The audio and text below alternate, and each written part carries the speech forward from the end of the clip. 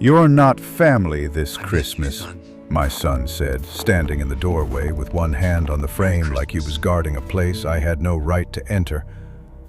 The porch light above him buzzed in the cold. Snow had gathered on the shoulders of my old red flannel jacket, and in my hands were two small wrapped boxes, one for Mason and one for Tyler, both tied with the kind of cheap ribbon that curls when you run a pocket knife along it. Behind Daniel, through the glass of the front door, I could see my grandsons standing in their socks, holding paper snowflakes they had cut at the kitchen table. Mason was old enough to know something was wrong. Tyler was still young enough to believe grown men only raised their voices when danger was nearby. My daughter-in-law, Melissa, stood near the hallway mirror, pretending to fix a wreath that did not need fixing. Her eyes never met mine. Across the street, the Simmons family had stopped unloading presents from their minivan. Their porch went quiet too. Daniel looked past my shoulder like I was already something he wanted behind him. "I told you not to come, Dad," he said. "We have plans." "Melissa's family is here. Don't make this hard." I looked down at the gifts. Mason liked little tackle boxes. Tyler had been asking for a red bobber shaped like a strawberry because he thought fish liked fruit. I had spent 20 minutes in the store choosing them, then another 10 in the truck warming my hands before walking up to that door. "I just wanted to give the boys their Christmas presents," I said. Daniel's jaw tightened. "Not tonight." "Then tell them Grandpa loves them." He stepped forward and lowered his voice, but not enough. "You need to understand something. You're not family this Christmas." The words did not hit loud. They hit deep. There are sentences that do not bruise the skin because they go straight for the bone. I looked one more time at Mason and Tyler behind the glass. Mason's paper snowflake bent in his fist. Tyler lifted his hand like he wanted to wave, then let it fall when nobody else moved. I set the two gifts carefully beside the door, turned around, and walked back down the steps without saying another word. 4 Christmases later, that same son would drive up to a locked lake gate with his boys in the back seat, an apology letter shaking in his hand, and half the town already knowing whose name was on the deed. But that night, all I had was snow on my boots, 2 empty hands, and the sound of my own family celebrating behind a door I was no longer allowed to open. My name is Earl Whitaker. I was 66 years old that winter, though most mornings my knees felt closer to 80 and my hands still thought they were 30. For almost 40 years I worked around docks, boat ramps, county piers, and repair yards, the kind of places where men speak more with wrenches than with words.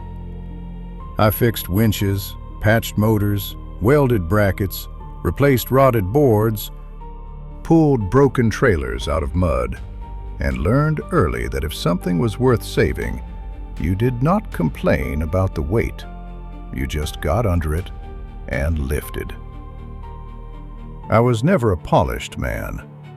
I owned one decent jacket for funerals, one pair of shoes that did not have oil in the seams, and a red flannel coat I had worn so long the elbows looked like they belonged to someone else.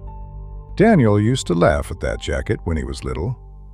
He called it my Christmas uniform, because every December I wore it while hanging lights, clearing snow, hauling firewood, or driving him around town to look at decorated houses. Back then, he did not mind being seen with me. Back then, he would fall asleep in the passenger seat with candy cane on his breath and his boots leaving little wet prints on my floor mat. I raised him the best way I knew how, not perfectly. No honest father should ever claim that. I missed a few school plays because a dock line snapped in a storm and somebody's boat was sinking. I came home tired more nights than I came home cheerful. I said, We'll figure it out. So often Daniel probably thought it was my religion. But I kept food in the fridge, kept the heat running, kept birthday candles lit. And when his mother passed, I stood in the kitchen after the funeral with a sink full of casserole dishes and promised that boy he would never have to wonder whether he still had somebody. I meant it. Maybe that was why the first Christmas he shut me out did not register as a betrayal. It registered as a scheduling problem. Daniel had married Melissa 3 years earlier. She came from a family that owned matching stockings, labeled storage tubs, holiday napkins folded like swans, and opinions wrapped in soft voices. She never said I embarrassed her, not directly. People like Melissa rarely cut with the blade showing. She would say things like, "Earl is more comfortable with simple gatherings," or "Your dad probably doesn't want all this noise," or "Maybe we should keep Christmas morning small this year." Small, I learned, meant everyone except me. That first year, Daniel called 2 days before Christmas. I was in my shed, trying to get an old space heater working, when my phone buzzed on the workbench. "Hey, Dad," he said, sounding busy before I had even answered. I could hear Melissa in the background and the clatter of dishes.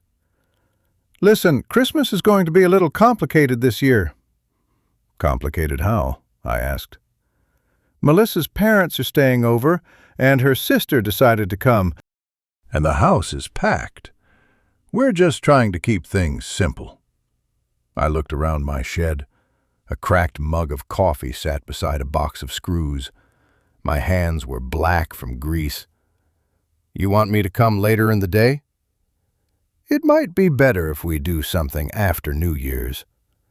He said it quickly, like a man jumping over a puddle. "The boys will be tired anyway." Mason was 6 then. Tyler was 4. Both still believed Christmas stretched as long as the adults let it. "I already got their gifts," I said. "I can drop them off." Daniel paused. "Maybe leave them on the porch." That was the first time I felt it. Not the full wound, just the edge of it. "On the porch?" "Dad, don't make it a thing."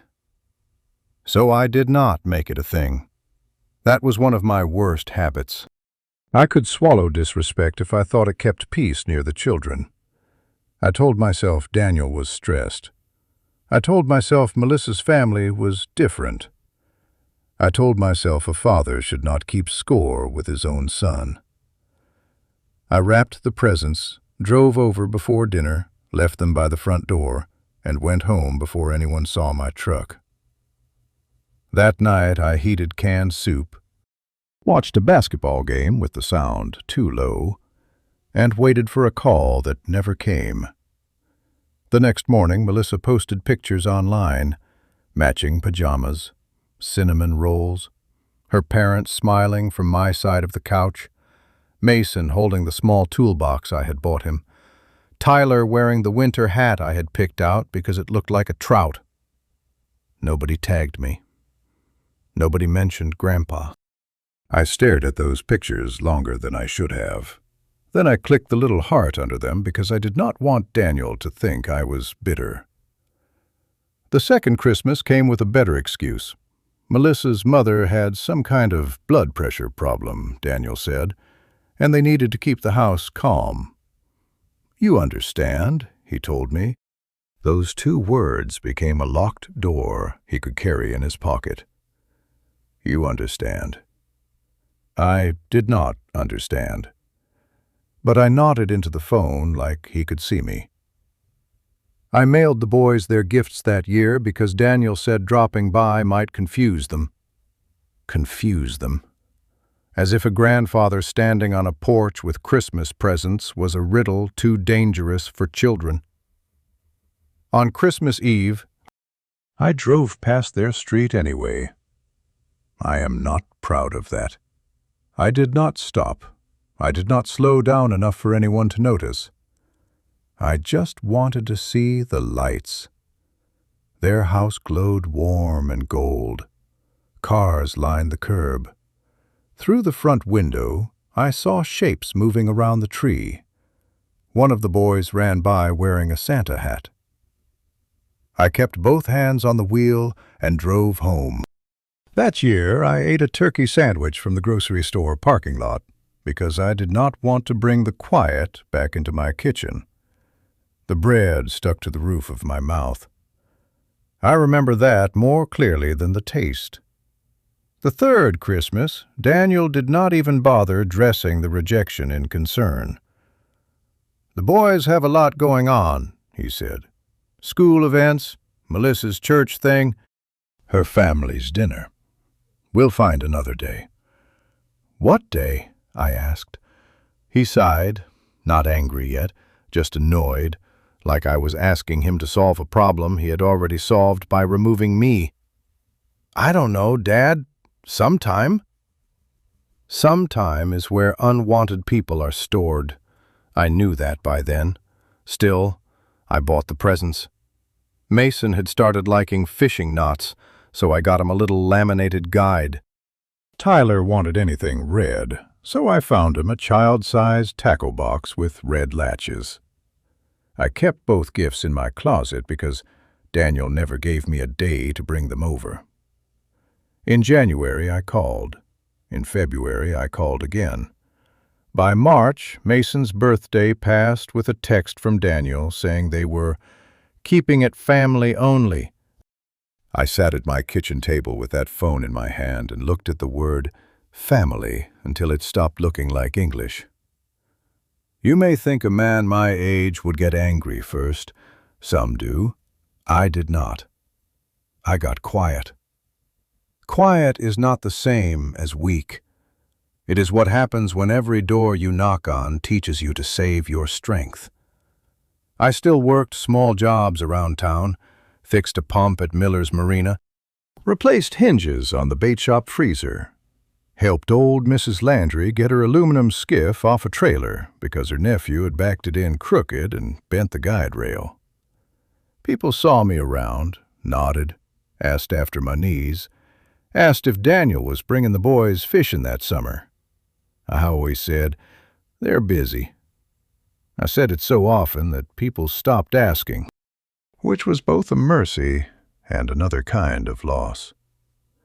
The lake sat 15 minutes outside town, down a narrow road lined with pines and patched asphalt. It was not famous. No tourists drove hours to see it.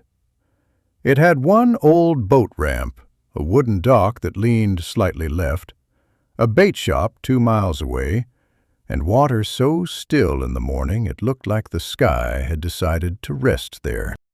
I had taken Daniel there when he was a boy, back when he still wanted to dig worms after rain and believed every tug on the line was a monster fish.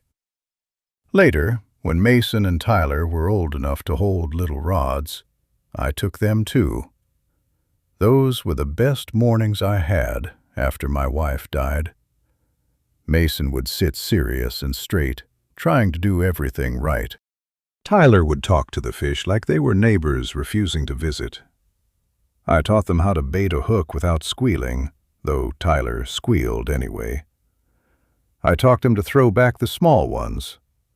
I taught them that a quiet man could still be happy if he had water in front of him and children beside him. Daniel came sometimes, mostly scrolling on his phone, but I did not mind. I thought time would soften him. I thought watching his sons laugh with me might remind him that family was not something you managed on a calendar. Then the lake trips became less frequent. Daniel was busy. Melissa had plans. The boys had soccer. The weather looked bad. Then summer passed, and I realized Daniel had not brought them once. That hurt more than missing a dinner. Christmas was a house. The lake was ours. At least, I had believed it was. By the fourth Christmas, I had learned not to ask too early. I waited until December 20th and called Daniel from my kitchen. There was a small, artificial tree on the counter because I could not bring myself to drag the big one out anymore. It had 3 ornaments, one Mason made from popsicle sticks, one Tyler made from a pine cone with googly eyes, and one old glass bulb my wife used to hang near the top. Daniel answered on the 5th ring. "Dad, this isn't a good time." I just wanted to know when I should come by with the boys' gifts. Silence. Then his breath. Then, away from the phone, Melissa saying something I could not make out. Daniel came back sharper. "We talked about this." "No," I said. "You talked around it." That was the first time I pushed back, and I heard how much he disliked it.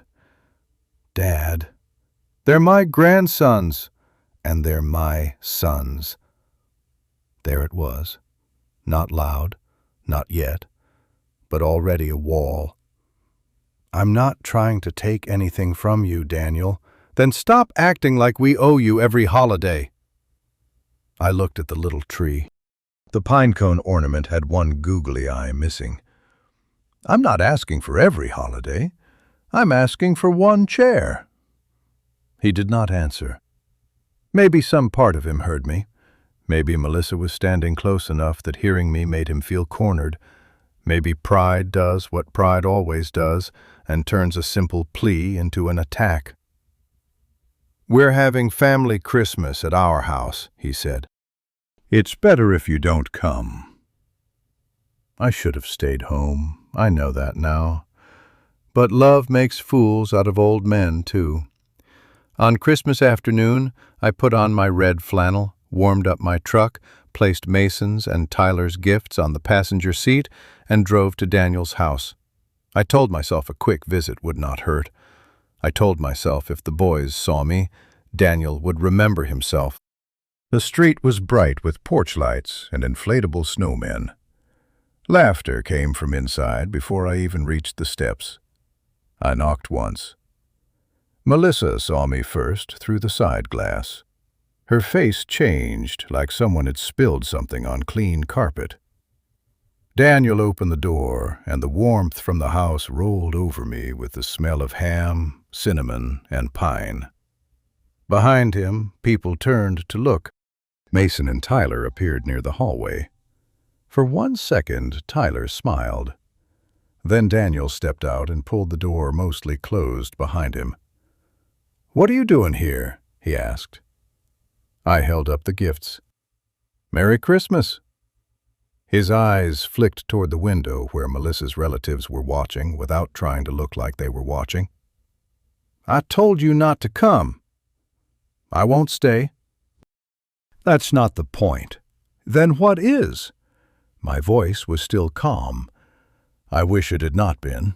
Sometimes calm gives cruel people room to sharpen themselves. Daniel leaned closer. "The point is, you don't get to force yourself into everything." "Everything?" I repeated. "Daniel, I haven't been inside your house on Christmas in 4 years. His face flushed. "Because you make it uncomfortable." That one moved through me slowly. "For who?" He looked back at the door. Melissa was staring at the wreath. Mason and Tyler were behind the glass now, both holding paper snowflakes. The neighbors across the street had gone still beside their open van. Daniel saw all of them seeing him, and instead of stepping back from the edge, he jumped. "You're not family this Christmas," he said. Loud enough for everyone. The porch seemed to tilt under my boots. Not much, just enough that I had to shift my weight. I looked at my son, and for a moment I did not see the man in front of me. I saw the boy in the passenger seat with candy cane on his breath. I saw him at 12, pretending not to cry after his mother's funeral. I saw him at 20, asking me for help with rent and promising it was the last time. I saw every version of him I had carried, and none of those versions looked back at me. Only this one did. This one wanted me gone. I placed the gifts beside the door. "Tell Mason and Tyler Grandpa loves them," I said. Daniel said nothing. I walked away before my face could betray me. At the bottom of the steps, I heard the door close. Not slam, close. Somehow that was worse. A slam would have meant heat. That quiet click sounded like a decision. I drove home through streets full of lit windows, families at tables, children in pajamas, men my age sitting in recliners with grandchildren climbing over their knees. I did not envy the food or the presents. I envied the assumption that they belonged there. When I got home, I left my boots by the door and stood in my kitchen without turning on the light. My own house felt like it was holding its breath. I took off the red flannel, hung it on the chair, then put it back on because the room was cold. In the fridge, I had half a carton of milk, 2 eggs, and a plastic container of ham Mrs. Landry had given me after I fixed her trailer. I made a sandwich and ate it over the sink. That was my 4th Christmas outside my son's life. I thought that was the lowest place the story could go. I was wrong. The thing about being erased is that it does not happen all at once. It happens in little edits. Your name left off a card. Your chair taken by someone's coat. Your gifts explained as if they came from nobody. Your absence turned into your choice. By New Year's, Melissa had posted another set of pictures. Daniel in a sweater I had never seen, her parents with the boys, Mason holding the gift I had left on the porch, Tyler grinning beside a plate of cookies. The caption said, "Full hearts, full house, perfect family Christmas." I read that sentence 3 times. Perfect family Christmas. I almost wrote something. My thumb hovered over the comment box long enough for the screen to dim. Then I turned the phone off. Not because I had nothing to say, because if I started, I was afraid I would not stop. January settled hard and gray. I went back to work where I could find it. Men like me retire on paper before our hands get the message. I repaired a busted dock winch for the county, patched a cracked aluminum boat for a school teacher, and spent 2 days helping the bait shop owner, Carl, replace the old freezer compressor that groaned like a sick cow. Carl was a broad man with a beard full of tobacco stains and a memory too sharp for his own good.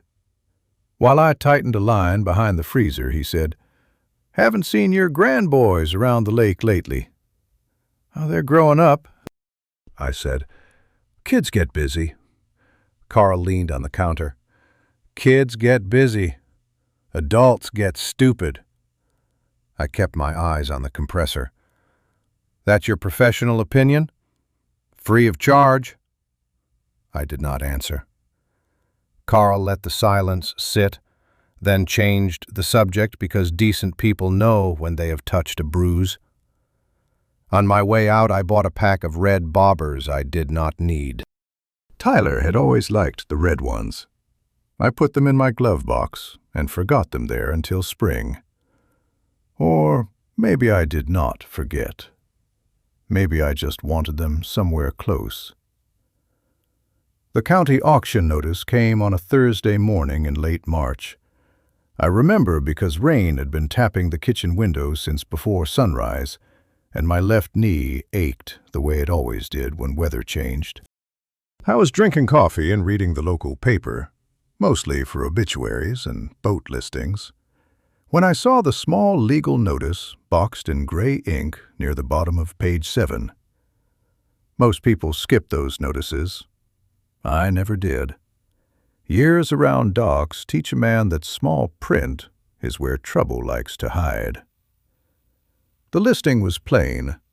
County auction, back taxes, 43 acres, one access road, one boat ramp, water rights attached, parcel number, date, time.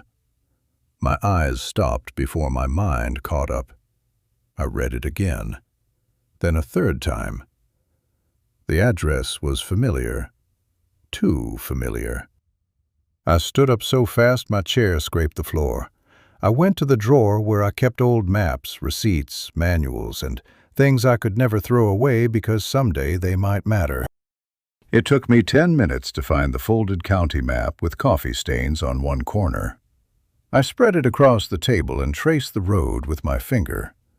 Pine Hollow Road, Old Miller Turnoff, the narrow access lane, the ramp, the dock, the lake. Mason's serious little face flashed in my mind. Tyler talking to fish like they owed him a visit. Daniel at 12, holding up a bluegill like it was treasure. My wife laughing from a lawn chair, telling him not to wipe fish slime on his jeans. The room went very quiet. I sat back down slowly. There are moments in a man's life when something ordinary becomes a door. A newspaper notice, a phone call, a sentence on a porch. You do not always know where the door leads. You only know you are tired of standing outside. I cut the notice from the paper with the same pocket knife I used for fishing line. I placed it beside my coffee. 43 acres, one boat ramp. The lake where my grandsons had learned patience. The lake where my son had once been kind. The lake where, if God had any mercy left for an old fool, the truth might still find a place to stand. I did not call Daniel. I did not call Melissa. I did not tell Carl at the bait shop, though I suspected he would hear soon enough. I folded the notice once, then twice, and slipped it into the inside pocket of my red flannel jacket. For the first time in 4 Christmases, I felt something under the hurt besides grief. Not revenge, not yet. Something steadier. A decision. I carried that county auction notice in my jacket for 9 days before I told another living soul. Every morning I would put on the red flannel, feel the folded paper against my chest, and pretend it was only paper. But it had weight. More weight than ink and dates and parcel numbers should have. It was there when I fixed Mrs. Landry's porch step. It was there when I changed the oil in my truck. It was there when I stood in the grocery aisle looking at Easter candy and caught myself wondering whether Mason still liked peanut butter eggs or whether Tyler had finally grown out of anything shaped like a fish. I did not go to the auction because I wanted to punish Daniel. That would make the story simpler than it was. I went because that lake had been one of the last places where my family still made sense. Houses can be controlled by whoever holds the keys. Holiday tables can be rearranged until one chair disappears. But a lake remembers differently. It remembers boot prints in mud, children laughing at frogs, a woman in a lawn chair wiping sunscreen from her hands, a boy who once called his father every time a bobber dipped under the water. Maybe that sounds foolish. Maybe it is. But old men are allowed to be foolish about the places where they were once happy.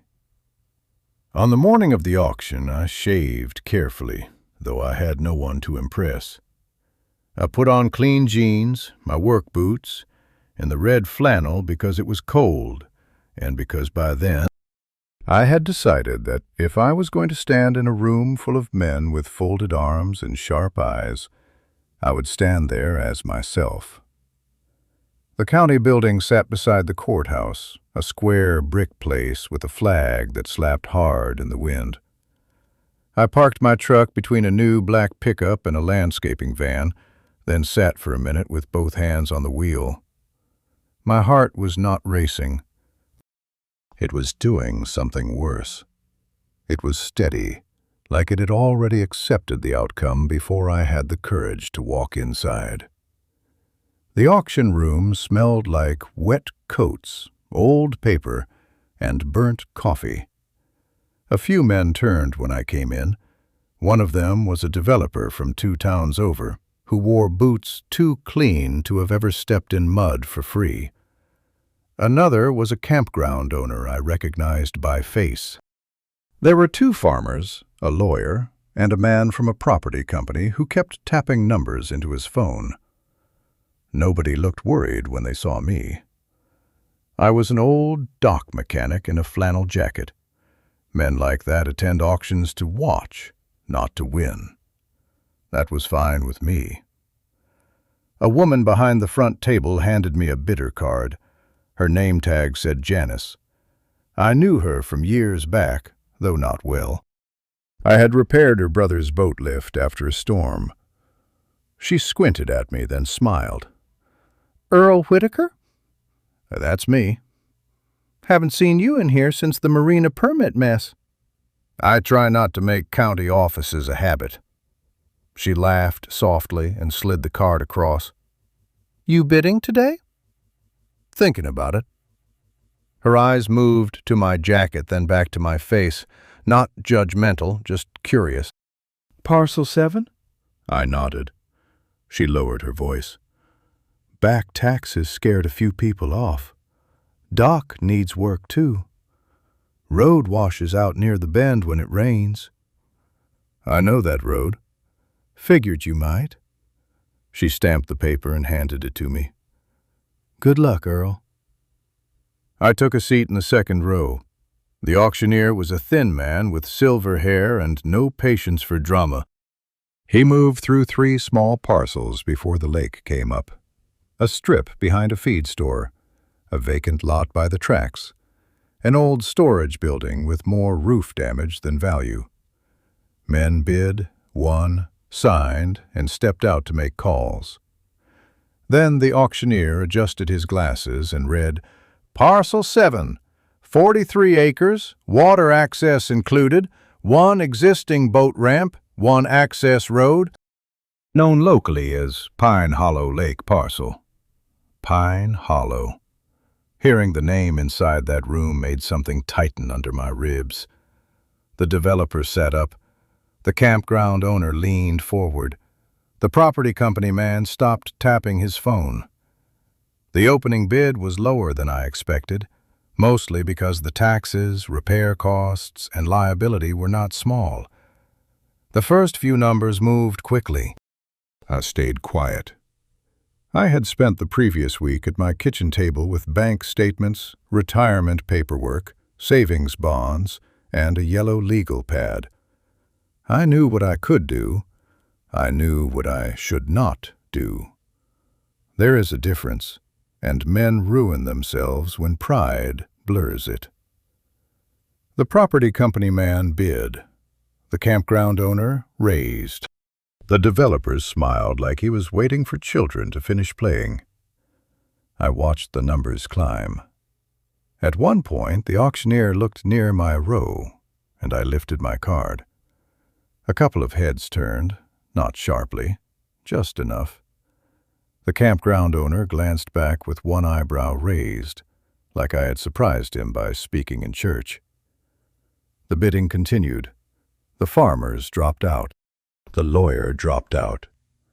The property company man made one more bid, then shook his head when the developer went above him.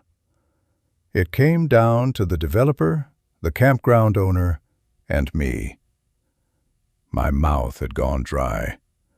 I kept seeing Mason's hands wrapped around a little rod.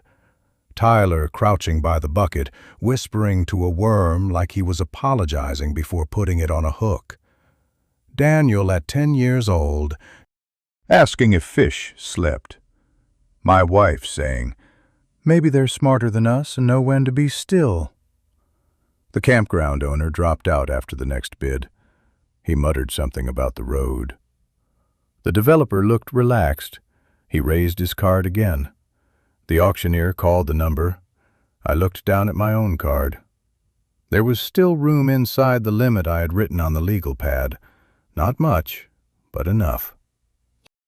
I lifted my card. This time the room noticed. The developer turned around and gave me the kind of smile men give when they are not yet annoyed but expect to be soon. He raised again. The number crossed the line I had hoped it would not cross. I thought of my roof. I thought of property taxes. I thought of the truck needing tires before winter. I thought of 4 Christmases and 2 boys behind a glass door. Then I lifted my card one last time. The auctioneer repeated the amount. The developer stared forward. His jaw shifted. For a second, I thought he would go higher just to prove he could. Then he lowered his card and looked at his phone like the matter had become boring to him. "Going once," the auctioneer said. My hands were still. "Going twice." Janice looked at me from the front table. "Sold to bidder 21. The gavel came down with a small wooden crack. That was all. No music, no thunder, no voice from heaven. Just a tired room, a stack of forms, and one old man in a red flannel who had bought back the place where his family used to laugh. I stayed seated for a moment because I did not trust my knees. Then Janice called me to the table. There were signatures, fees, tax arrangements, liability forms, and more paperwork than any lake should require. My hand cramped halfway through. Janice noticed and pushed a cup of water toward me. "You sure about this, Earl?" she asked quietly. I looked at the parcel map. "No." She blinked. I signed the next line. "But I'm doing it." Her face softened in a way that told me she understood enough not to ask more. When the papers were done, she placed the folder in front of me. "It'll take a little time for everything to process cleanly, but as of today, you're the owner of record pending final filing." Owner. That word sat strangely in my ear. I had owned tools, trucks, a small house, work gloves, bills. I had never owned a lake. I put the folder under my arm and walked outside into wind so cold it made my eyes water. At least, that was the excuse I gave myself. I sat in my truck for a long while before starting it. The folder lay on the passenger seat where the boys' Christmas gifts had sat 3 months earlier. I stared at it and felt no joy. Not exactly. Joy is loud. This was quiet. A door that had been closed somewhere inside me opened just enough to let air in. The first place I drove was Pine Hollow. Rain had left the access road soft at the edges. Pine branches hung low, and the old gate leaned crooked on its post, secured by a rusted chain that any determined teenager could have cut with the right tool. The lake appeared through the trees the way it always had, gray and patient. The dock still leaned left. One board near the end had split. The boat ramp was cracked, weeds growing through the seams. A faded sign warned about swimming at your own risk. I stepped out of the truck and stood there with the deed folder in one hand. The air smelled like mud, pine, and cold water. For a moment, I could almost hear Tyler's little voice asking if fish had birthdays. I could almost hear Mason telling him fish did not celebrate because they did not have calendars. I walked down to the dock slowly. The boards complained under my boots. Halfway out, I crouched and touched one of the planks. I had replaced that board 12 years earlier, after Daniel slipped and nearly dropped a tackle box in the water. My own nail heads were still there, dark with age. A man can lose his place in a family and still find evidence that he once held it together. I stayed until my fingers went numb. Then I drove into town and bought a new chain, a heavy lock, 2 bags of concrete, and enough lumber to begin repairs. I probably should have hired someone younger to do. Carl at the bait shop watched me carry the chain to the counter. "Planning to secure Fort Knox?" he asked. "Just fixing an old gate." He rang it up, then leaned closer. "Old Pine Hollow Gate?" I paused. Carl had been in that town long enough to hear grass grow. "Maybe." He looked at me for a long second, then nodded toward the coffee pot in the corner. "Heard Parcel 7 sold today. News travels fast. News walks in here wearing red flannel and buying a gate chain." I almost smiled. "You got a problem with that?" "Nope." Carl bagged the lock and slid it across the counter. "Just wondering if I ought to congratulate you or warn you." "Probably both." He rested both hands on the counter. "You know people are going to talk. And people talk when they don't know things. They talk worse when they do. Daniel know?" The name landed between us. I picked up the bag. "No." Carl's expression changed just a little. "You going to tell him?" I looked toward the front window where fishing rods hung in a rack beside faded postcards.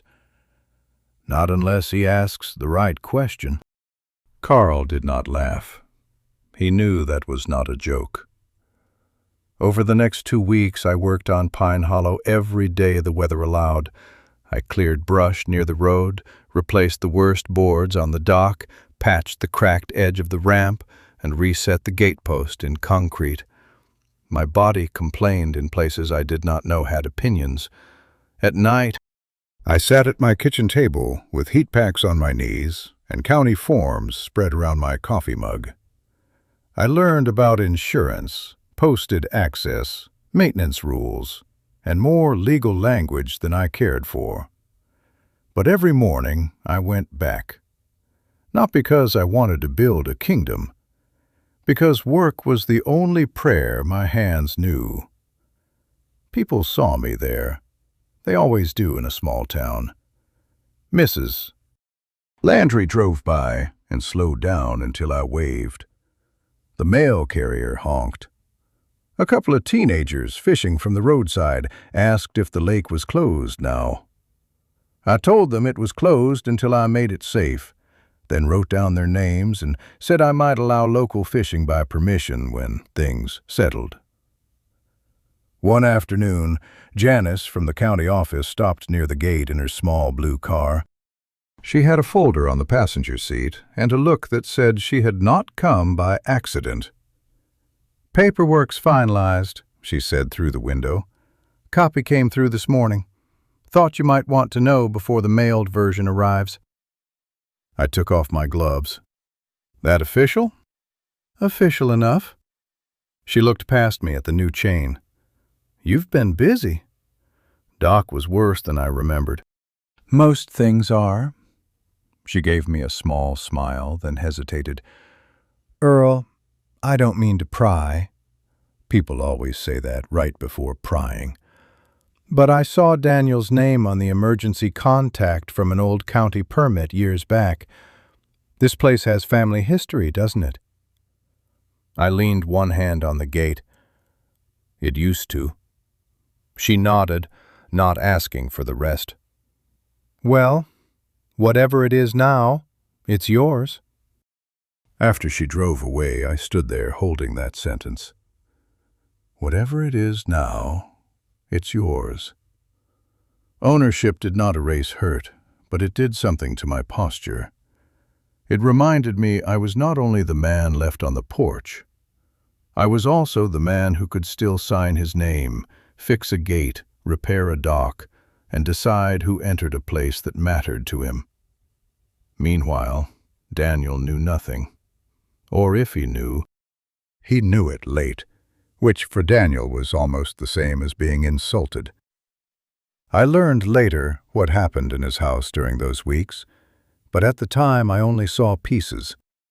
Melissa posted the usual polished life online, Easter baskets arranged by color, the boys in pressed shirts, Daniel standing behind them with a smile that never reached his eyes.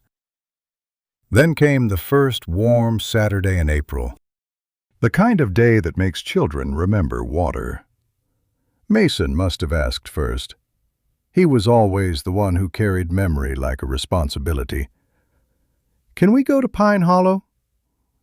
Daniel probably said they would see. Tyler probably jumped on the idea until seeing became a promise. Melissa, I imagine, liked the thought of photos by the water. Her family had been commenting lately about how the boys spent too much time on screens. A wholesome lake day would look good. Maybe Daniel wanted that too. Maybe he wanted to prove he could give his sons the same things I had given him, only cleaner, better, without the old man attached. That Saturday, I was at home replacing the washer in the kitchen faucet when my phone buzzed. Carl's name lit up the screen. "You near the lake?" he asked. "No." "Daniel just came through town with the boys." My hand tightened around the wrench. "You sure?" "He stopped here for worms. Bought 2 cartons and a pack of red bobbers. Tyler picked them." I closed my eyes. Red bobbers. "Did you tell him?" "Tell him what?" Carl asked, too innocently. "Carl?" He sighed. "No." Wasn't my place. But he asked if the old access gate was still open. I told him he'd find out when he got there. I set the wrench down. "You always this helpful?" "Only when people deserve suspense." "Were the boys okay?" Carl's voice softened. "Excited." "Mason asked if you still fished there." The kitchen seemed to shrink around me. "What did Daniel say?" "He said you'd been busy." "Busy." That was the word he used to explain away absence. Not banned, not excluded. Busy. I thanked Carl and hung up. For a few minutes I stood at the sink, listening to the slow drip I had not fixed yet. I knew what Daniel would find. New chain, new lock, fresh sign, no open gate. I could have driven over immediately. Part of me wanted to. Not to catch him, to see the boys. But another part of me, the part that had walked down those Christmas steps with empty hands, stayed still. Daniel had built a world where I was unnecessary. It was time for him to meet the first locked door he did not control. He called 16 minutes later. I know because I watched the clock. His name appeared on my phone for the first time since Christmas. Not a text, not a forwarded photo. A call. I let it ring twice. Then I answered. "Hello, Daniel." There was wind in the background, and a car door opened somewhere. "Dad?" He sounded annoyed already, which meant he was trying not to sound worried. "Are you at Pine Hollow?" I asked. A pause. "So you know." "Know what?" "The gate's locked." "Is it?" "Don't do that." I looked out my kitchen window at the bare branches in my yard. "Do what?" "Well, act like you don't know what I'm talking about. There's a new lock on the lake gate, and Carl at the bait shop is being weird." "Well, Carl is always weird." "Dad." He exhaled hard. "The boys are in the car. They've been looking forward to fishing all morning." I closed my eyes and saw their faces. "I'm sure they have." "Do you know who owns it now?" "Yes." "Then can you call them? Or give me a number?" "There's no contact on the sign." I leaned against the counter. "The owner doesn't give out access without an honest conversation." Silence. Not confusion. Calculation. "What does that mean?" "It means you should ask Carl who bought the lake." I'm asking you. No, Daniel. You're asking me for help getting around a locked gate.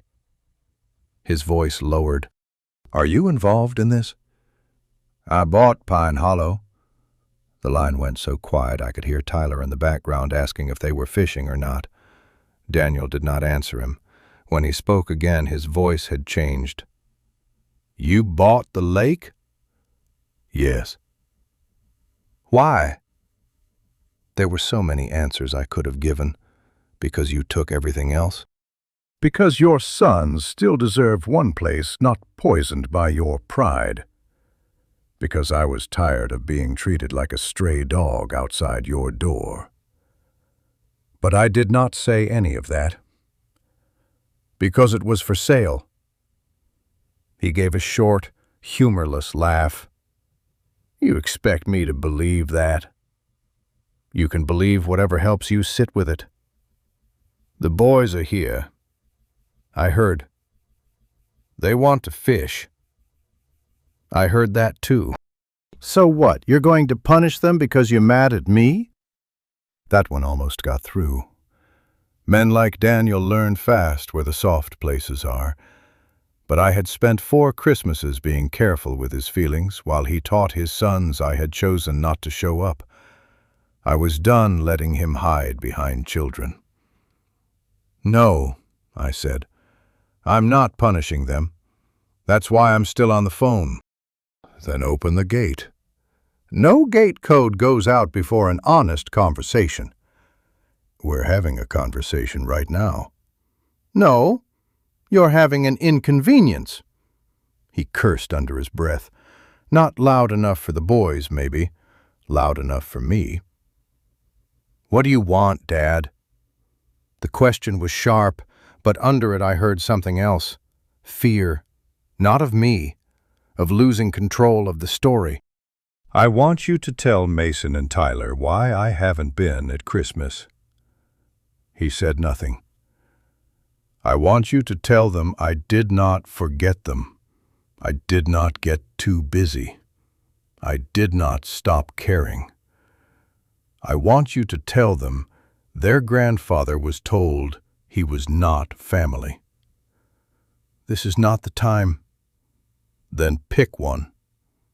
You're being unreasonable. Maybe. I looked at the little artificial tree still sitting on the counter because I had never put it away. But I'm not being unclear. Daniel's breathing came through the phone. In the background, Mason said something I could not make out. Daniel covered the phone, spoke to him, then came back. Can we talk about this later? Yes. And today? Today the gate stays closed. He hung up first. I stood there with the dead phone in my hand and felt the old instinct rise in me. The one that said, call back, soften it. Tell them the boys can fish for an hour. Don't make trouble. That instinct had kept peace for years. It had also helped bury me. I placed the phone on the counter and finished fixing the faucet. My hands shook only once. That evening, no call came from Daniel. No apology. No angry text. But Carl called after closing. He came back through. With the boys? Yeah. How were they? Carl paused. Quiet. I sat down at the kitchen table. Did they say anything? Tyler asked if Grandpa owned the fish, too.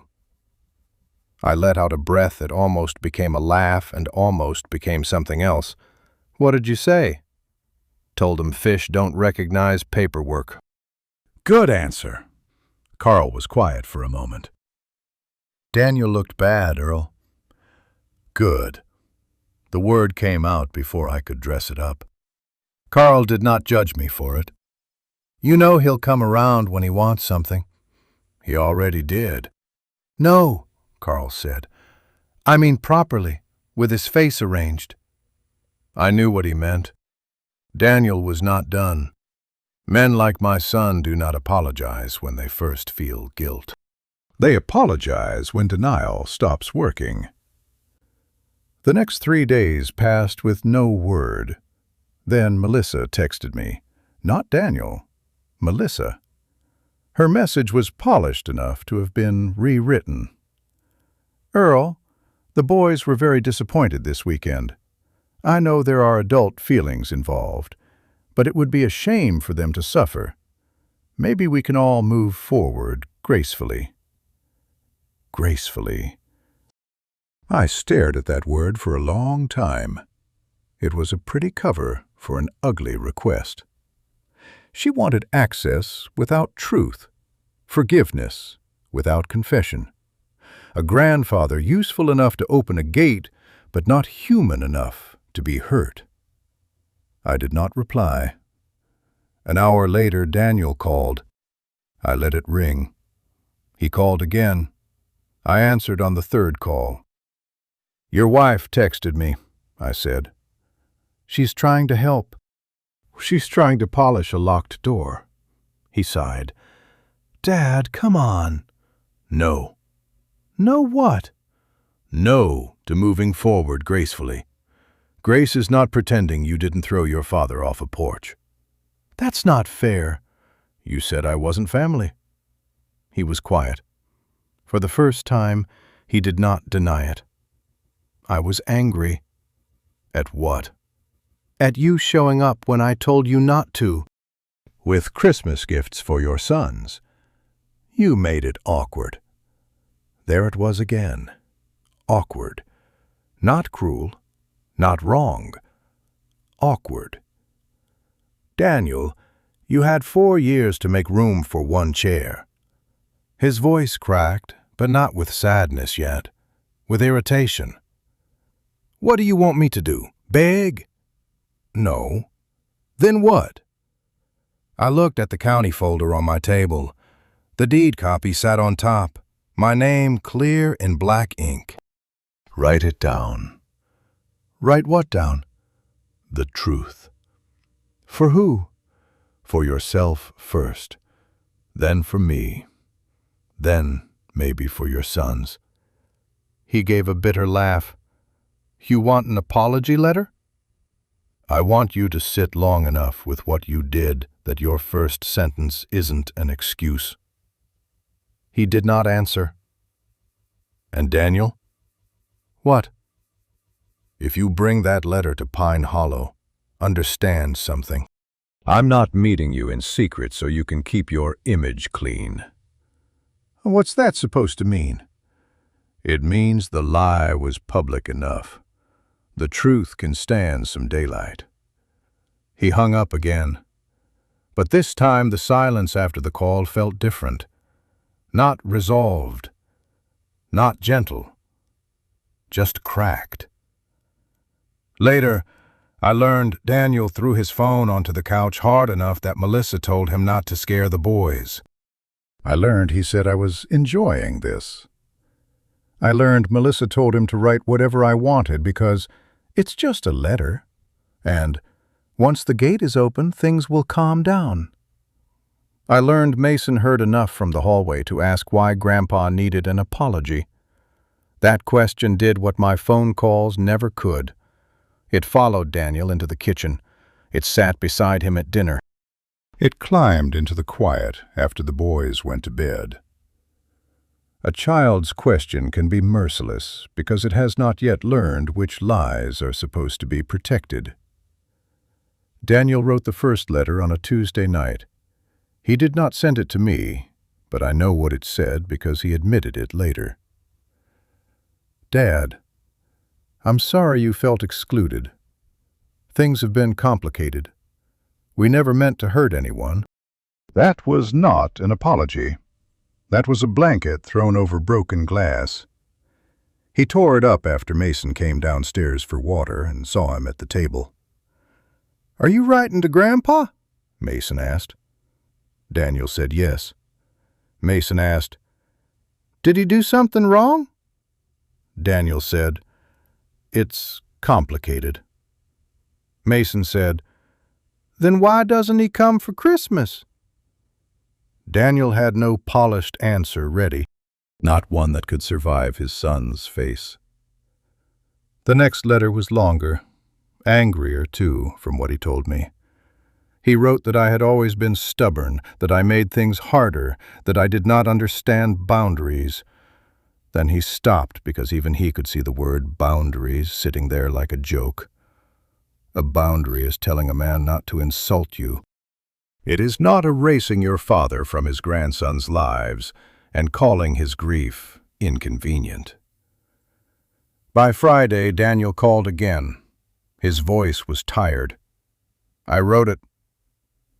I was in the shed, sharpening mower blades. Wrote what? The letter. The truth? Some of it. Then keep writing. Dad. I turned off the grinder. The shed dropped into silence. Daniel. You are not coming to Pine Hollow with half a truth and 2 boys in the back seat so you can pressure me into opening a gate. Well, they miss you. I closed my eyes. Don't use them as rope. He went quiet. That's not what I'm doing. Then prove it. How? Bring them because they deserve to hear the truth, not because you think I'll behave better in front of them. His breathing changed. You really hate me that much? There it was, the oldest trick of guilty children, even grown ones. Turn pain into accusation so the wounded person has to comfort you. I had done that dance for years. I was tired. I don't hate you, I said.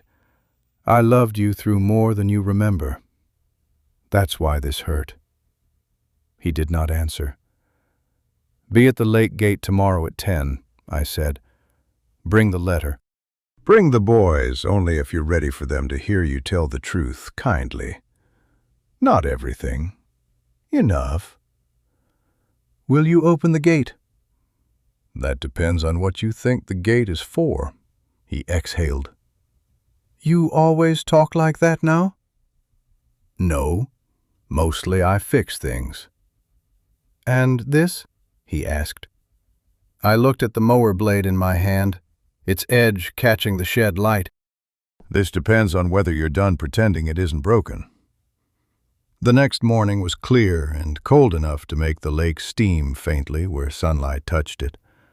I arrived early because old habits and nerves both dislike being late. I unlocked the gate, drove through, then locked it again behind me, not to be dramatic, to remind myself that I had a choice. I walked the dock, checked the new boards, swept pine needles from the ramp, and set 3 folding chairs near the gate. Then I removed one of them and put it back in my truck. I did not know why at first. Then I realized I was tired of arranging chairs for people who had not decided whether I belonged. Around 9:30, Carl pulled up in his old brown truck with 2 coffees and a paper bag of biscuits. He climbed out like a man pretending he had business there. Gate looks good, he said. You inspecting my work? Somebody should. I took the coffee. You don't have to stay. Didn't say I was staying. He leaned against his truck and looked at the water. Nice morning for not staying. 10 minutes later, Janice's blue car slowed near the road. She rolled down the window. Morning, Earl. Morning. Her eyes moved from me to Carl to the closed gate. County people know when a story has paperwork and when it has blood. Everything all right? She asked. We'll see. She nodded. I'm heading to my sister's. Might stop back by if you need anything. She drove on, but not far. I saw her car turn into the gravel pull-off by the old trail sign. Carl noticed too and said nothing. At 5 minutes to 10, Mrs. Landry's nephew drove by with a trailer and lifted 2 fingers from the wheel. At exactly 10, Daniel's SUV appeared at the bend in the road. It moved slower than usual. Mason sat in the back behind the passenger seat. Tyler was beside him, pressing his face toward the window. Daniel parked outside the gate, and kept both hands on the steering wheel for a moment after the engine stopped. Melissa was not with him. I was glad. Not because she had no part in it, but because if Daniel was going to speak truth, he needed to do it without looking sideways for permission. He stepped out wearing a jacket too nice for the lake. His face looked older than it had at Christmas. Maybe mine did, too. In his right hand, folded twice, was a sheet of paper. Mason and Tyler climbed out slowly. Mason looked at the gate first, then at me. Tyler smiled before he remembered he was unsure. "Grandpa?" he called. My throat tightened so quickly I had to cough before answering. "Hey, boys." Tyler took one step forward, but Daniel put a hand lightly on his shoulder. Not to stop him cruelly, to hold the moment because he knew, finally, that there was a moment to hold. Carl stood near his truck with his coffee. Across the road, Janice's blue car was still visible by the trail sign. A fisherman I recognized from town slowed as he passed, then pulled farther up near the shoulder. Small towns do not gather like crowds. They gather like weather. Quietly, gradually. Until you realize the air has changed. Daniel noticed them. His face tightened. "Dad," he said low, "can we do this somewhere else?" I looked at my son through the bars of the gate. 4 Christmases ago, he had not lowered his voice enough to protect me. "No," I said. "We can do it right here." He glanced back at Mason and Tyler. "The boys are here." "Then speak carefully." He swallowed. The letter shook once in his hand. Not much. Enough. I stepped closer to the gate, but did not unlock it. Daniel held out the paper like he expected me to take it. I did not. "Read it," I said. His eyes flicked toward Carl, toward the road, toward the lake beyond me. "Dad, read me the part where I stopped being family." The wind moved through the pines. Tyler reached for Mason's sleeve. Mason did not look away from his father. Daniel unfolded the letter. For the first time in 4 years, my son stood outside a closed gate, with his children watching, and no door behind him to hide what he had done. Daniel looked down at the paper like the words might rearrange themselves into something easier if he waited long enough. The morning was cold, but not bitter. Pine needles shifted along the road. Somewhere beyond the dock, a bird called once and went quiet. Mason stood beside the back door of the SUV with both hands tucked into his sleeves. Tyler leaned against him, half hiding, half watching. I could feel Carl near his truck without looking. I could feel Janice in that blue car by the trail sign, pretending not to witness and witnessing all the same. Daniel had always hated being seen when he was wrong. As a boy, he could admit almost anything in a dark kitchen after midnight, but in daylight, he built walls out of his own pride. That morning, there was nowhere dark enough for him to hide. "Dad," he said, his voice low, "I wrote what you asked." "No," I said. "You wrote what you were willing to write. Now read what you were willing to bring." His jaw moved like he was chewing back an argument. 4 years earlier, I might have rescued him from that discomfort. I might have stepped forward, taken the letter, said we could talk privately, told the boys everything was fine, opened the gate, and let my own wound sit quietly in the back seat again. That had been my mistake for too long. I had confused silence with mercy. I had confused swallowing pain with keeping peace. But peace built on a lie is not peace. It is only a clean tablecloth over a broken plate. Daniel unfolded the paper completely. His hands were not steady now. "I'm sorry," he began, then stopped. He cleared his throat. "I'm sorry for how things happened between us." I did not move. "No." He looked up. "What?" "That is not what happened. That is fog." His face reddened. "I'm trying." "Then try with the lights on." Mason's eyes moved from me to his father. Tyler whispered, "What does fog mean?" Mason whispered back, It means Grandpa wants him to say it better. Daniel heard that. I know he did because something in his face bent. Not broke, bent. He looked at the paper again. "I'm sorry I made you feel like you were not welcome." "No," I said again, softer this time. "Daniel, I did not feel unwelcome. You told me I was not family." The road seemed to hold its breath.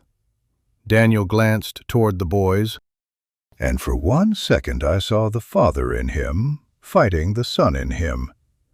The son wanted escape. The father knew his children were waiting to learn what kind of man he would be when truth cost him something. He lowered the paper. "Mason? Tyler?" Both boys straightened. Daniel's voice came out rough. "Your grandpa didn't stop coming around because he forgot about you." Tyler's mouth opened a little. Mason's face stayed still, but his hands tightened inside his sleeves. Daniel looked at me, then back at them. "He didn't stop because he was too busy. He didn't stop because he didn't want to see you." Tyler looked at me then, fast, as if checking whether that was true. I nodded once. The small movement nearly split me open. Daniel swallowed. "I told him not to come." Nobody spoke. The truth, one said plainly, did not roar. It simply stood there and made every excuse look smaller. Daniel looked at the letter again, but I could tell he was no longer reading from it. "The first year I told myself the house was too full. The second year I said your mom's parents needed things calm. The third year I said we'd do it another day. But I never picked another day." He paused. His eyes shone, though whether from shame or the cold I did not know. "The fourth year, Grandpa came with Christmas presents for you, and I told him he was not family that Christmas." Tyler's lower lip trembled. Mason looked at the ground. Daniel took one step toward them, then stopped, maybe realizing comfort offered too quickly can become another way to silence pain. "That was wrong," he said. "It was cruel. And I let you both think Grandpa chose not to come because that was easier for me than telling you I had kept him away." A truck passed slowly on the road. The driver did not wave. He just looked once and kept going. Daniel's shoulders sank. The nice jacket he wore suddenly looked too thin for him. "I'm sorry," he said. And this time the words were not aimed at the air. They were aimed at his sons first, then at me. "I'm sorry I made my pride more important than your grandfather. I'm sorry I made him stand outside our door. I'm sorry I only came back here when I wanted something from him." That sentence cost him. I could hear it. Men can apologize for being rude and keep most of themselves intact. Admitting you returned because you needed something cuts deeper. Mason looked up. "You came because of the lake?" Daniel closed his eyes for a moment. "At first, yes." Tyler turned toward me. "Do you own the fish, too?" The question cracked something in Carl because I heard him cough into his coffee. Even Janice across the road looked down like she was hiding a smile. I knelt slowly so I could see Tyler through the gate at his height. My knees complained, but I ignored them. "No, buddy," I said. "The fish are still their own bosses." Tyler nodded solemnly, accepting this as proper. Then his face changed. "Did you still want to fish with us?" There are questions a grown man can prepare for. That was not one of them. I had prepared myself for Daniel's anger.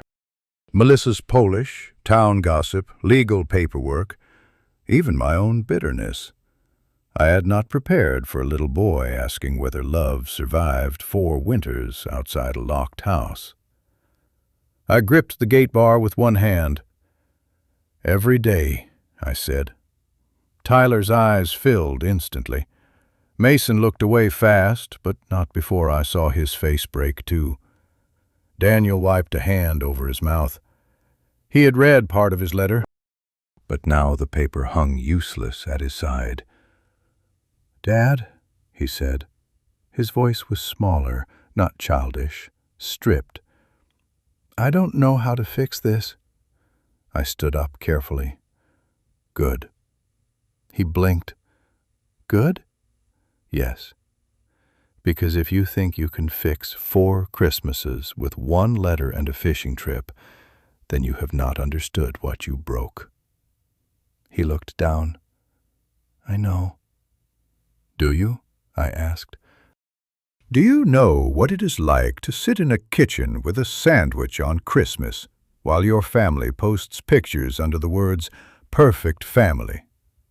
Do you know what it is like to leave gifts on a porch and watch your own name disappear from the story? Do you know what it is like to hear your grandsons were told you were busy when the truth was you were unwanted?" Daniel did not defend himself. That was the first real sign that something had changed. His silence was not avoidance this time. It was acceptance. I turned slightly and looked at the lake behind me. The water was calm except for a small ripple near the reeds. "I bought this place because it was for sale," I said. That is the legal answer. But the truth is, I bought it because this was the last place I remembered being your father without asking permission. This was the last place I remembered being their grandfather without feeling like a problem. Mason stepped closer to the gate. "Grandpa, we didn't know." "I know," I said. "That part was never on you." "Mom said you liked quiet holidays," Tyler said. Daniel flinched. I looked at him. Not the boy. "I used to like loud ones." Tyler seemed to think about that. "With cookies?" "With cookies. With burnt rolls. With you boys yelling over each other. With your dad pretending he didn't like the Christmas music and then humming it in the garage." Mason almost smiled, then looked at Daniel as if seeing a younger version of him he had never been offered. Daniel's eyes stayed on the gravel. The public part of it mattered, though not in the way revenge stories make people think. I did not need the town to clap. I did not need Carl to say I was right, or Janice to record Daniel's shame in some county ledger. But for 4 years, the lie had lived in public. Pictures had been posted. Captions had been written. Neighbors had seen me absent and been allowed to assume distance was my choice. The boys had carried a version of their grandfather that someone else had edited. That morning, on that road, with the gate between us and the lake behind me, the lie finally had witnesses when it died. Carl set his coffee on the hood of his truck and walked a few steps closer, then stopped at a respectful distance. "Mornin', boys," he said gently. "Mornin', Mr. Carl," Mason answered.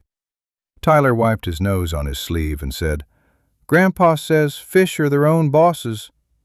Carl nodded like this was official doctrine. "Always have been." Daniel looked embarrassed but not angry. That mattered too. Janice finally stepped out of her car across the road. She did not come near the gate. She only lifted a hand toward me. It was not a wave of celebration. It was a witness saying, "I see you." After years of being erased, being seen can feel almost too bright. Daniel folded the letter again, then unfolded it, then stopped fighting the paper and let his hand fall. "I need to say something else," he said.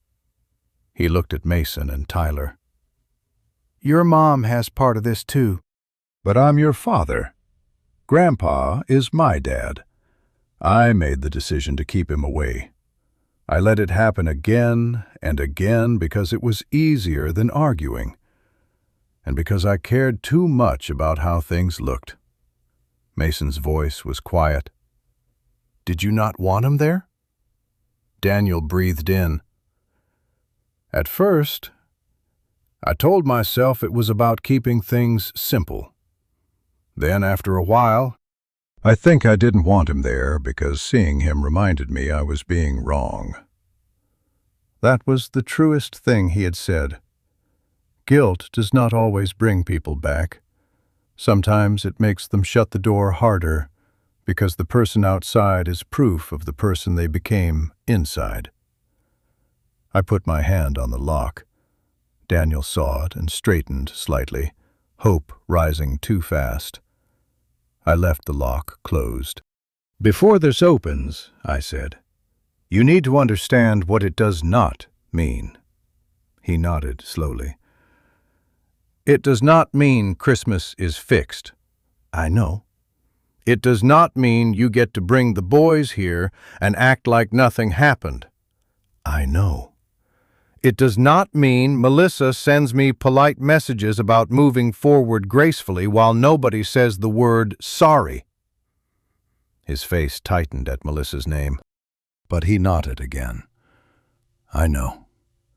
"And it does not mean I am coming back to your house as decoration. I am not a chair you pull out when it suits the picture." Daniel's eyes lifted to mine. "Then what does it mean?" I looked at Mason and Tyler. Tyler's cheeks were red from cold. Mason's mouth was set in that serious line he got when trying not to cry. "It means these boys don't pay for what grown people broke," I said. "It means I will fish with them because I love them. It means if you want to rebuild anything with me, you start with truth, not convenience." Daniel nodded, but I could see he was still waiting for the shape of it. People who have lived by control do not understand boundaries until they are spoken like boards under a bridge. So I gave him boards. "First," I said, "you tell them the rest at home in words they can understand. Not ugly, not blaming their mother for your choices, but true." "Okay." "Second, you do not use me as a secret. If they ask why I was gone, you answer." "Okay."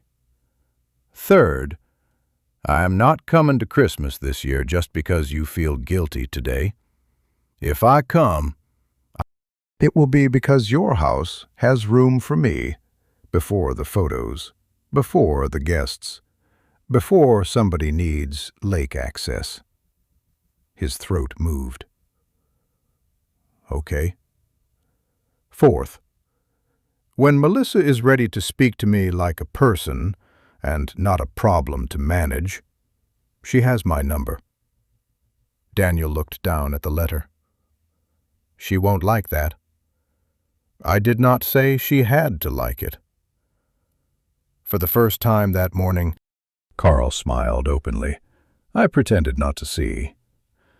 Daniel looked toward the lake. "And today?" he asked.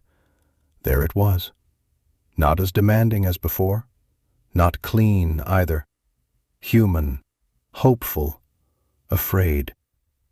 I turned the key in the lock but did not remove the chain yet. "Today," I said, "you wait here for a minute." I opened the gate wide enough to step through, then closed it behind me and stood on the roadside with them. That small act mattered to me. For 4 years, I had been the one outside. Before anyone entered my lake, I wanted Daniel to know I could stand outside by choice and still belong to myself. I walked to the boys first. Tyler could not hold back any longer. He ran into me, arms around my waist, face pressed into my flannel. Mason came slower, but when I opened one arm, he stepped in too. He was taller than I remembered. Children have a way of growing during the years adults waste. I held them both and closed my eyes. Their shoulders shook. Mine did too. I did not say, "Don't cry." I have never trusted that sentence. Tears are sometimes the only honest thing in a family. "I thought you didn't want to come," Mason whispered. I kept one hand on the back of his head. I wanted to come. "Every time?" "Every time." Tyler mumbled into my jacket, "I saved you a cookie once." That broke me worse than the apology. Not visibly, I hope, but inside something old and tired went down to its knees. "What kind?" I asked. "Snowman. But then Dad said it would get stale." Daniel made a sound behind us, small and wounded. I did not look at him. This was not his moment to be comforted. "Snowman cookies are tricky," I said. "They don't wait forever." Tyler nodded against me. "I can save you another one." "I'd like that." Mason pulled back enough to look at me. "Are we allowed to fish today?" I looked over his head at Daniel. My son stood by the SUV with the letter in his hand and shame on his face. Not the performative kind, the kind that had nowhere to go yet. "Yes," I said. "You boys are allowed to fish today." Tyler looked up fast. "Dad too?" Daniel froze. That was the question, wasn't it? Not whether the gate opened, whether Daniel entered as a father willing to learn, or as a man collecting the access he came for. I looked at him for a long moment. "Your dad can come in," I said. "But he does not get to pretend this is just a fishing trip." Daniel nodded. "I won't." "And he carries the tackle." Tyler accepted that immediately. "Dad carries a lot. He says it builds character." Carl turned away, shoulders shaking once. Even Mason smiled this time. I unlocked the gate fully. The chain slid loose with a heavy scrape, and the sound moved through me like the answer to a question I had stopped asking. I pushed the gate open. Mason and Tyler stepped through first. Daniel waited. Whether out of respect or uncertainty, I do not know. But he waited until I looked at him. Then he walked through slowly, holding the letter folded in his hand. As he passed me, he stopped. "Dad," he said, "I am sorry." There was no audience in his voice that time, no performance, no request attached. I nodded once. "I believe you are starting to be." Pain crossed his face, but he accepted the words. "Good." Forgiveness offered too quickly can become another lie. We walked toward the dock, the boys ahead of us, already arguing softly about who got to cast first. The lake opened in front of them, silver under the late morning sun. Tyler ran to the edge until Mason grabbed his sleeve and told him not to be dumb near water. I heard my wife's voice in that, and for a second the years folded strangely. Daniel must have heard something too, because he looked at me. "Mom loved this place," he said. I kept my eyes on the dock. "Yes." "I forgot that." "No," I said.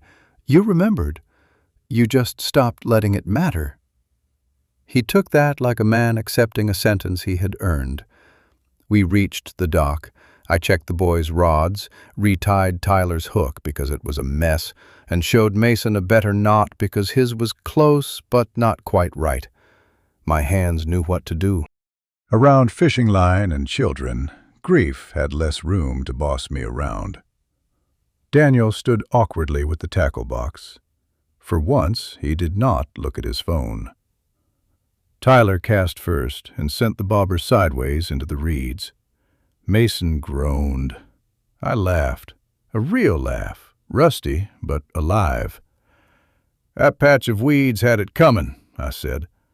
Tyler beamed. Mason cast next, clean and smooth, the red bobber landing near the shadow of the dock. Daniel watched them, then looked at me. "I told them you were busy because I didn't want them asking more." I know. That sounds worse when I say it out loud. Most lies do. He nodded. A few minutes passed. The boys whispered to the water. Carl had stayed near the road, giving us distance. Janice's car was gone now. The public part had done its work and moved on. What remained was harder. Public truth can break a lie. It cannot rebuild a family by itself. Daniel sat on the bench at the top of the dock. "I don't know how to talk to Melissa about this." "Start by not asking her permission to be decent." He almost smiled, then thought better of it. "She thinks you judge her." "She is right." He looked at me sharply. I kept my voice even. "I judge what she did. I judge what you did more because you were my son before you were her husband." He stared at the lake. "I thought choosing her meant backing her up." Marriage is not backing someone up while they erase people. It is telling the truth before the house fills with ghosts. Tyler shouted then, convinced he had a bite. He did not. He had snagged a submerged branch. I helped him free it. Mason, with the patience of a tiny old man, told him fish could sense desperation. Tyler accused Mason of working for the fish. Daniel laughed. The sound surprised all of us, him most of all. It was not enough to heal anything, but it was the first familiar sound he had made all day. We fished for nearly 2 hours. The boys caught 3 bluegills between them, all released after proper admiration. Tyler named one of them Carl, which Carl later took as an honor. Mason asked if he could come back next weekend. I told him yes, then looked at Daniel. Daniel said, "If Grandpa says yes, we'll ask properly." That was new. Small, but new. Before they left, Daniel asked the boys to wait by the SUV. Tyler hugged me again without hesitation. Mason hugged me longer than he probably meant to. When they were out of earshot, Daniel stood beside the open gate. "Can I give you the letter?" he asked. I took it this time. The paper was creased and warm from his hand. "I'll read it tonight. There are things I still didn't say right." "Then write another one." He nodded. "Will you answer if I call?" I looked at him, this grown man who had once been my boy and had become a stranger and was now standing somewhere painful between the two. "If you call to tell the truth, yes." His eyes filled. He turned his face slightly, embarrassed by it. "And Christmas?" I folded the letter once. "Christmas is months away." "I know." "Use them well." He understood. I could see that he hated understanding, but he understood. He got into the SUV. The boys waved from the back seat. Tyler held up one red bobber like proof of life. I waved until the car disappeared around the bend. When the road went quiet, I closed the gate, but did not lock it right away. I stood there with the chain in my hand and looked back at Pine Hollow. The dock leaned a little less now. The water moved under the sun. Somewhere out there, fish ignored paperwork, grudges, apologies, and old men trying to make sense of love. Carl walked over slowly. "Well," he said, "that was something." I looked at him. "That your professional opinion?" "Free of charge." I almost smiled. He nodded toward the letter. "You all right?" I looked down at Daniel's handwriting. When he was a boy, his letters leaned hard to the right. They still did. "No," I said honestly, "but I'm less erased than I was yesterday." Carl nodded like that was enough. Maybe it was. That night I sat at my kitchen table with the letter under the yellow light above the stove. The little artificial Christmas tree was still on the counter, dusty now, with the pine cone ornament missing one eye. I unfolded Daniel's letter and read it slowly. Some lines were clumsy. Some protected him more than they should have. But some were true. He wrote that he had mistaken my quiet for weakness. He wrote that he had let comfort become cruelty. He wrote that every year he delayed telling the boys the truth, the lie became easier to maintain and harder to survive. Near the bottom, he wrote, "I came to the lake wanting a gate opened. I think I found out I was the one who had closed it." I sat with that line a long time. Then I put the letter in the drawer where I kept the county notice, the boys' old drawings, and things that hurt too much to leave out but mattered too much to throw away. I did not call him that night. Some truths need to sleep in the room before anyone speaks over them. Summer came slowly. Daniel brought the boys to Pine Hollow twice a month at first, then more often. He called ahead every time. Not texted, called. Sometimes I answered. Sometimes I let it ring and called back later, because boundaries have to become ordinary, or they turn back into favors. Melissa did not come for a while. When she finally did, she stood at the gate wearing sunglasses too large for the morning, and holding a covered dish like food could negotiate. I did not make it easy for her. I did not make it cruel either. She said, "I handled things badly." I said, "You helped hurt me." She looked at the ground and said, "Yes." That was the first sentence from her I respected. We did not hug. She did not earn a warm ending in one visit. But she sat at a picnic table while the boys fished, and when Tyler asked why Grandpa had not come for Christmas before, she looked at Daniel. Daniel answered, not perfectly, but truthfully. That mattered more than perfect. By December, Daniel asked if I would come for Christmas dinner. He asked in October, not on Christmas Eve. He asked before Melissa's parents booked flights. He asked before photos, before menus, before convenience. "There will be a chair for you," he said. I held the phone and looked at the red flannel hanging by the door. "A chair is furniture, Daniel." He was quiet, then said, "There will be room for you." That was better. I went. Not because everything was fixed. It was not. Some rooms remember who was missing. Some tables take time to trust. But when I stepped onto that porch, Daniel opened the door before I knocked. He did not make me wait under the porch light. He did not look over his shoulder for permission. He said, "Merry Christmas, Dad," and moved aside. Mason and Tyler nearly knocked me backward. Melissa stood behind them, nervous, but she looked me in the eye. On the mantel were stockings, including one plain red one with my name stitched crookedly across the top. Tyler had done the stitching, which meant half the letters leaned like tired fence posts. It was the best stocking I had ever seen. During dinner there were awkward pauses. Melissa's parents were too polite. Daniel watched me too closely. I burned my tongue on gravy and pretended not to. It was not the movie version of healing. It was better than that. It was real, which meant uneven, uncomfortable, and alive. After dinner, Tyler brought me a snowman cookie wrapped in a napkin. "This one didn't get stale," he said.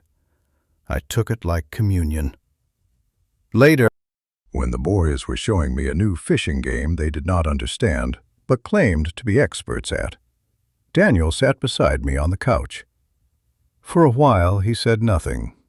Then he leaned forward, elbows on his knees, and spoke low enough that only I could hear.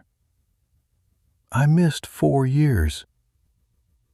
I looked at Mason and Tyler arguing over a plastic controller. "Yes?" His face tightened. "Do you think I can make them up?" I thought about the porch, the sandwich over the sink, the county notice, the locked gate, the apology letter, the first hug at Pine Hollow, the way a chair can be present for years and still not mean room. "No," I said, "you can't make them up." He closed his eyes. I put one hand on his shoulder, not to erase the truth, but to keep him from drowning in it. "But you can stop adding to them." He nodded, and for the first time in a long time, he let himself cry where someone could see. "I will not tell you buying that lake saved my family. Land does not save people. Deeds do not raise sons. Gates do not heal Christmases. But sometimes a locked gate can stop a lie from walking any farther. Sometimes a place with water and old boards can hold the truth steady long enough for people to face it. Sometimes an apology letter is not an ending, but the first honest object a son has carried in years. I still own Pine Hollow. The dock still leans a little left, though not as much as before. Carl still gives opinions free of charge. Janice still waves when she drives by. Mason ties a better knot than Daniel now, which bothers Daniel in a healthy way. Tyler still believes fish have suspicious motives. Every Christmas I wear the red flannel, not because I am stuck in the past, but because I survived it. 4 Christmases taught me what it feels like to be left outside a door. The lake taught my son what it feels like to stand outside a gate. And the boys, God bless them, taught both of us that family is not proven by who controls the lock. Family is proven by who tells the truth, who makes room before they need something, and who shows up when there is nothing to gain but love.